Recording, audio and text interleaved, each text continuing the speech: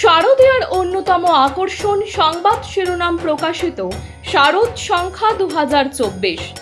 শারদীয়া 1431 দুর্গাপুজো উপলক্ষে সংবাদ শিরোনাম পত্রিকা আগামী 15ই আশ্বিন 1431 ইংরাজি 2রা অক্টোবর 2024 অর্থাৎ মহালয়ার পূর্ণ লগ্নে শারদ সংখ্যা প্রকাশ করতে চলেছে।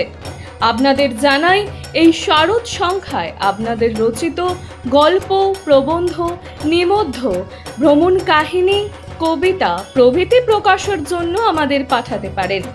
আপনাদের লেখা অবশ্যই হোয়াটসঅ্যাপে টাইপ করে 8770267797 অথবা 9007322922 এই নাম্বারে।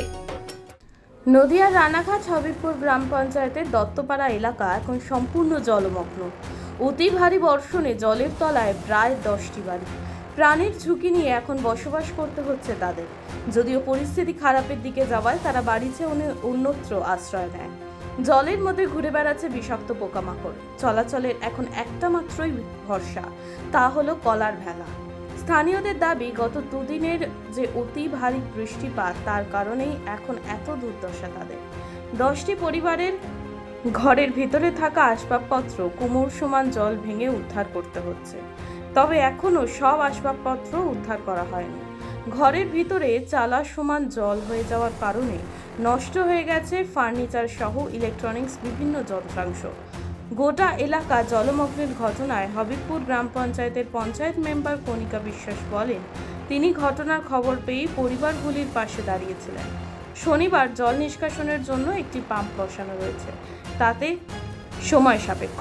প্রত্যেকটি পরিবারের সদস্যরা সরকারি জায়গায় আশ্রয় না নিলেও উঁচু জায়গায় যে সমস্ত বাড়িগুলি রয়েছে সেখানে তারা এখন আশ্রিত। তবে ঘর ছাড়া পরিবারগুলির মহিলারা জানাচ্ছেন, এখন তারা বড়ই অসহায়। বাড়ির শিশু ও বৃদ্ধদের নিয়ে এখন বড় চিন্তা তাদের। রান্নার ব্যবস্থা না থাকার কারণে এখন একবেলা এক মুঠো খেয়ে দিন কাটাতে হচ্ছে। অন্যদিকে জলের মধ্যে ঘুরে বেড়াচ্ছে বিষাক্ত পোকামাকড়।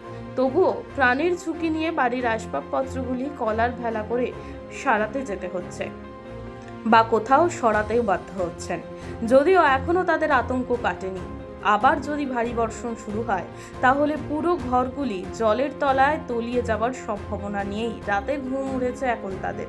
তবে প্রাকৃতিক দুর্যোগের কারণে শুধু নদিয়ার রানাঘাট নয়, নদিয়ার বিস্তীর্ণ কিছু এলাকা একইভাবে জলমগ্ন হয়েছে। প্রত্যেক এলাকাতেই জল যন্ত্রণায় অতি কষ্টে বা অতিষ্ঠ হয়ে উঠেছে সেখানকার বসবাসকারীরা। গত বৃহস্পতিবার থেকে। আচ্ছা, কি কারণে?